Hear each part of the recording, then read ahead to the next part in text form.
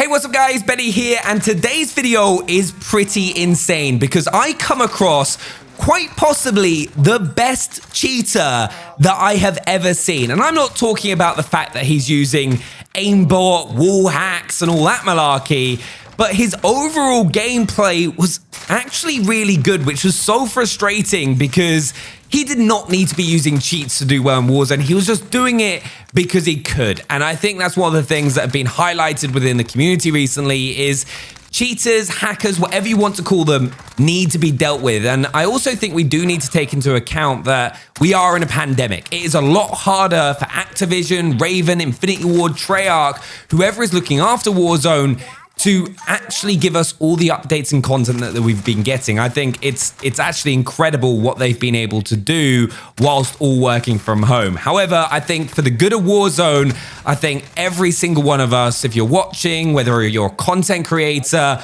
really wants cheats to get sorted. Hopefully it's soon, but you need to check this out and let me know what you think down in the comments below. Okay, this is something I have wanted to do in quite a while because it is a problem with Warzone right now, is cheaters. And in this situation, I was just like, all right, have I just been killed by an absolute world eater player? Perfect pre-aim. He didn't actually. He just somehow knew exactly where I was and shot me through a wall. And as you can see, boom, he just does not miss. Like, how can this be a thing? It's just, oh my God, it's disgusting. Like, he's got the DMR, been nerfed into oblivion, and yet still, boom, he's already on 9 kills. 9 people are watching him. He's level 17. And it's honestly, I'm lost for words. Like, Warzone is in a really strange space right now. And what's worse is this guy's actually got he doesn't need a UAV, right? Normally, you'd grab the UAV, pop it in, but it doesn't need it because he can see where everyone is on the map. So, you know, if you ever need, you know, just can see everyone. But what's worse is this guy actually has pretty decent movement. Like, you can see the way that he's centering his crosshairs, the way that he's slide canceling. It's the movement of a higher level player. And which kind of makes it a little bit sadder for me, is because he right now is just able to just roll through the map. And because he's using the FAL as well, it's got one of the fastest time to kills with a headshot damage modifier. And because he's got those walls plus the headshot modifier, he can just take someone straight out. It's insane. Okay, we're in a fight here. We're in a fight.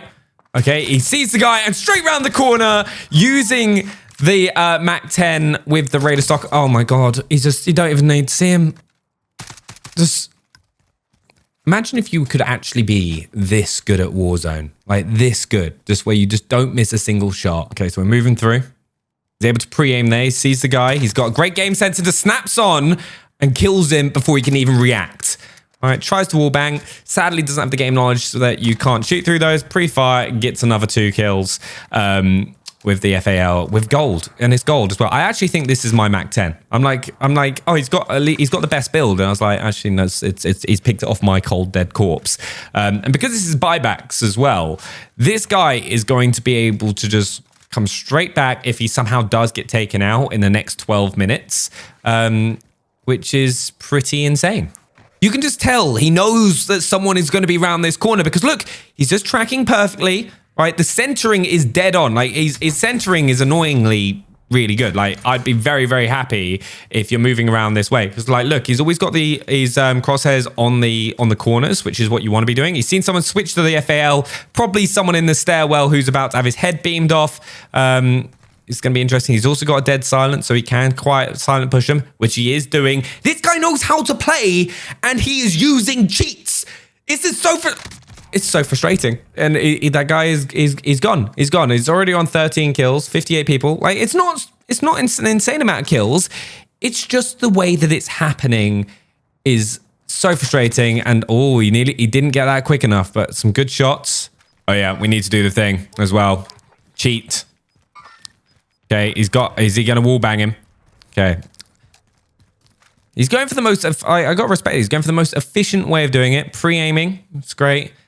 If only, I'd be so much happier if the guy was oh my God. And that's Henneken down again. Like, that's just a buyback. Nothing he can do. He's going to spectate and go like, I've just been destroyed by an FAL. Because like the FAL, as we all know, is one of the best guns in the game for time to kill. Like, if you land those headshots consecutively, it is incredible. There was that period in like season 4, I think it was, where it was at the top of the meta, where it was a little bit powerful. I was a bit like, why is he not grabbing the contracts? And then I understood, but he's now being able to, he's just going to be aggressively pushed now. He's not buying his teammate back. He's done that a couple times and he's just now given up. Moving to a different part of the map. All right, so he's getting out. What makes me laugh is he's playing it very cautious, as being a cheater can see where everyone is. Like, personally, I don't know about you, but if I had this, I'd be like just dropping into the middle of an army of 20 and just being able to do it. And here we go, pre-aiming, pre-firing, tracking through perfectly. Oh, straight headshot. Headshots every single time. There's nothing you can do in that situation. Okay, he's now able to hold this down. But to be honest, to take something away from this guy's gameplay, aside from the blatant cheating and hacking, is the way that he's moving is something very, very clever. It's what you should incorporate into your gameplay. But not stuff like that. But keeping this across your crosshairs centered. So like, if you're not, it's just like if you're watching the world's best player. It doesn't matter. Him versus a truck.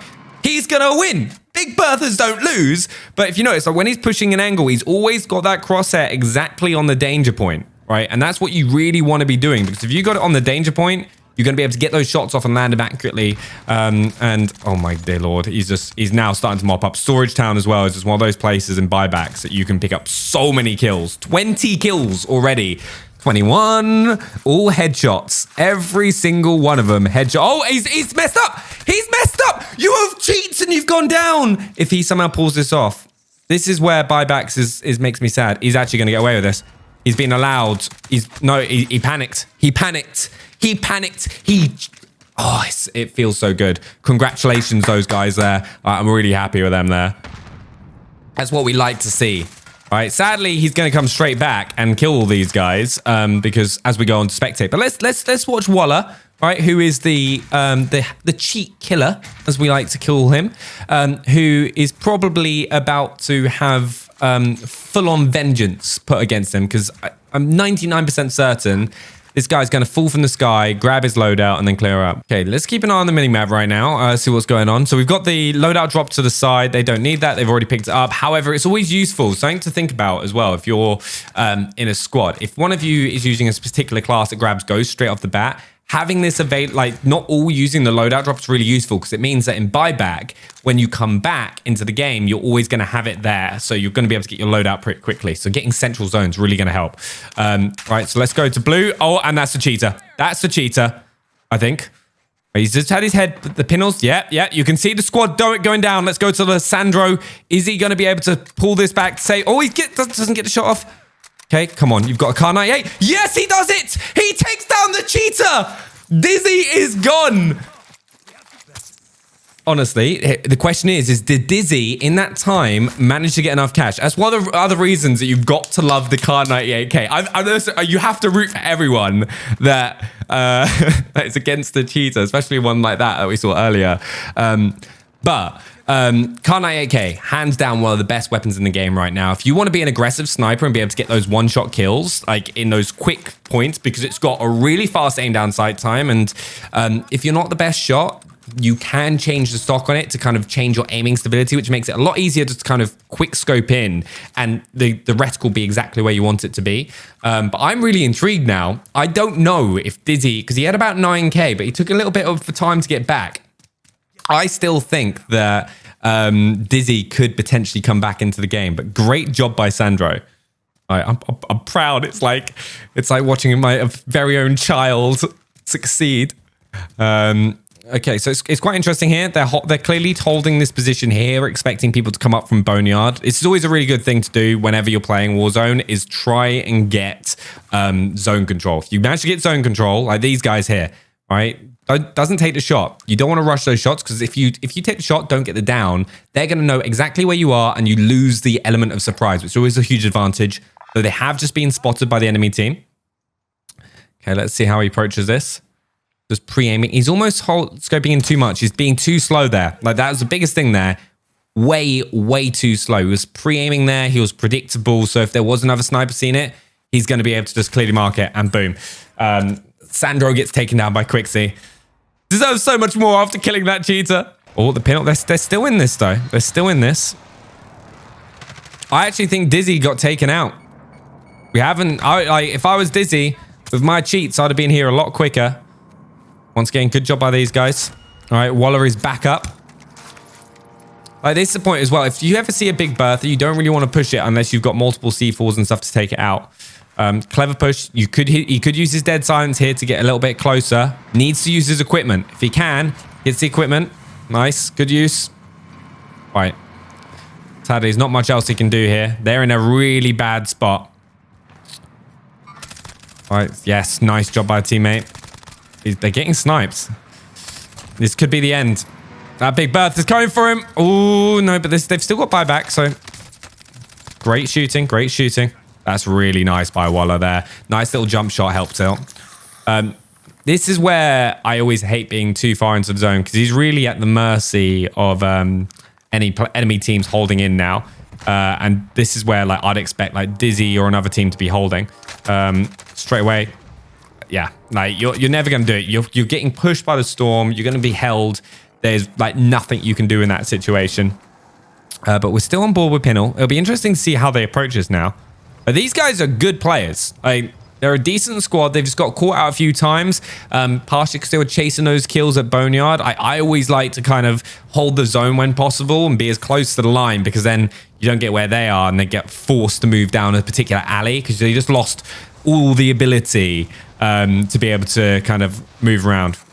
Very smart here. Getting the scav. Once again, it's buybacks. They've got 2 minutes 23 left of buybacks. So they just need to get money. All right, that's the biggest aim right now. If you can, always try to get all your team back in before finishing a contract because then everyone gets paid and you'll get more overall team cash. Great. Using loadout drops. And oh, that's gonna hurt. I don't reckon he's gonna do that. I think Dizzy got knocked out though. The cheater is gone, which we like. That's why we want this squad to win. Right, because Sandro did such a nice Car 98 shot there. Okay, we're in a good little spot now. 13 kills after watching the cheater get like 25 in no time at all. As we move on back to Waller.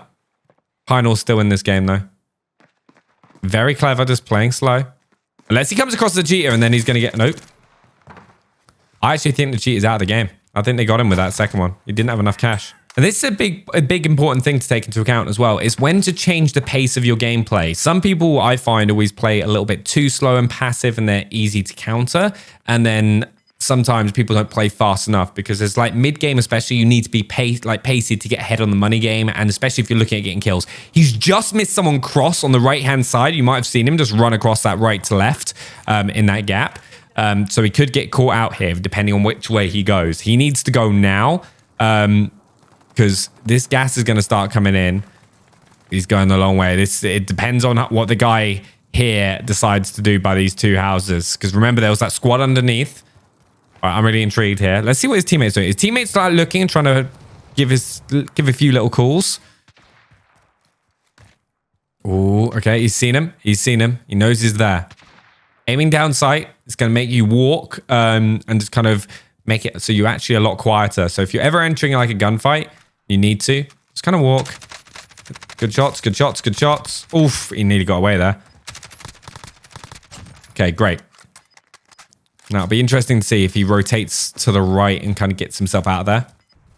Okay, nice. You kind of want to get, once again, using the gas so you have potential squads if they were holding up in this house and they'll be moving in. So this is kind of the angle that I'd expect to find a team. So I'd kind of want to get towards the circle's edge if possible. And yeah, you can see him. He saw exactly where they were.